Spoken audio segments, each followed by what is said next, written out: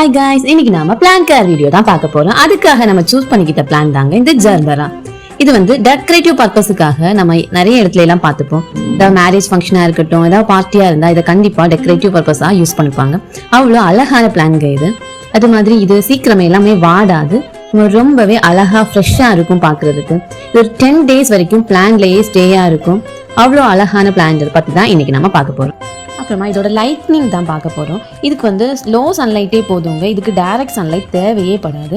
அது மாதிரி இதுக்கு காலையில் ஒரு 4 to 5 hours இதை சன்லைட்டில் வச்சுக்கிட்டாலே போதும், இது நல்லாவே வளரும். அதுக்கப்புறம் வாட்டரிங் பற்றி தான் பார்க்க போகிறோம். வாட்டரிங்கிறது இதோட பேஸில், இந்த மாதிரி பேஸில் இதோட இதுக்கு தண்ணி விடணுங்க.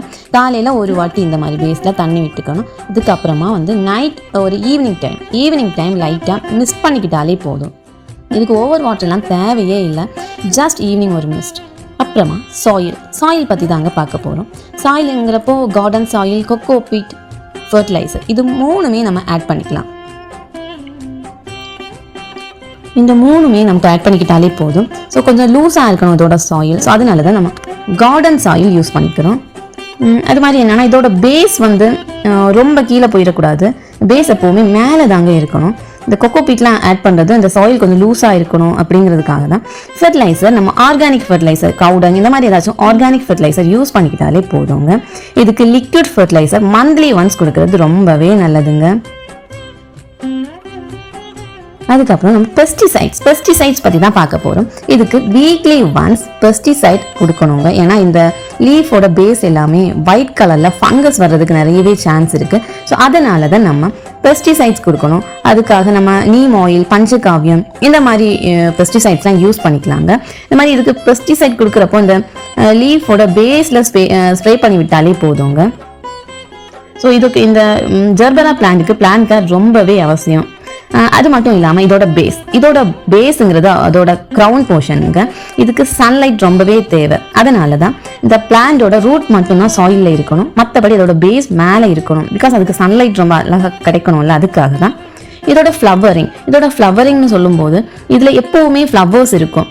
ஒரு ஃப்ளவர் இருக்குது, வந்து கொஞ்ச நாள் ஆயிடுச்சு அப்படின்னா நெக்ஸ்ட் திருப்பியும் ஒரு ஃப்ளவர் வந்துடும். ஸோ நெக்ஸ்ட்டு ஃப்ளவர் வந்ததுக்கு அப்புறம் தான் ஃபஸ்ட்டு வந்துச்சு அந்த ஃப்ளவர் வந்து ஒரு ப்ரௌன் கலரில் ஆகும். அது வரைக்குமே அழகாக இருக்கும். மினிமம் 2 flowers ஆச்சும் இருக்கும் இந்த பிளான்ல. அது மாதிரி இதோட ஃப்ளவர்ஸ் கூட 10 days வரைக்கும் வாடாமலே அந்த செடியில் இருக்கும். அவ்வளோ ஒரு அழகான பிளான்ங்க இது.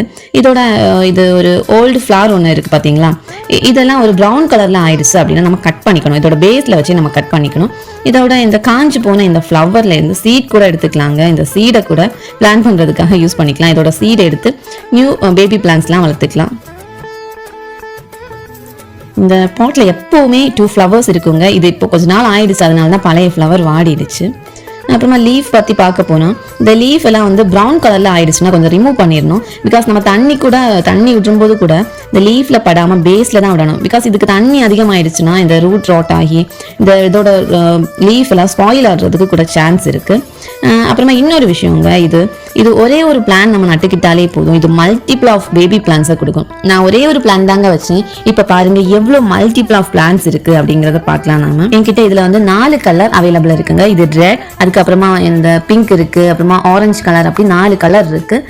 இதில் வந்து நான் ஒரே ஒரு செடி தாங்க நட்டேன், எனக்கு மல்டிபிள் ஆஃப் பிளான்ஸ் கிடைச்சிருச்சு. அது மட்டும் இல்லாமல் இது வந்து ரொம்ப வெயிலில் வைக்காதீங்க, இந்த செடி ஸ்பாயில் ஆகிடும். ஸோ தேவையான அளவுக்கு வெயில், தேவையான அளவுக்கு தண்ணி, தேவையான அளவுக்கு பெஸ்டிசைட்ஸ் எல்லாமே நம்ம கொடுத்து வளர்த்தோம்னா இந்த பிளான்ட் ரொம்பவே அழகாக வளரும்.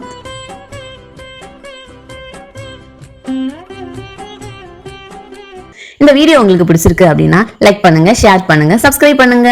Thank you so much.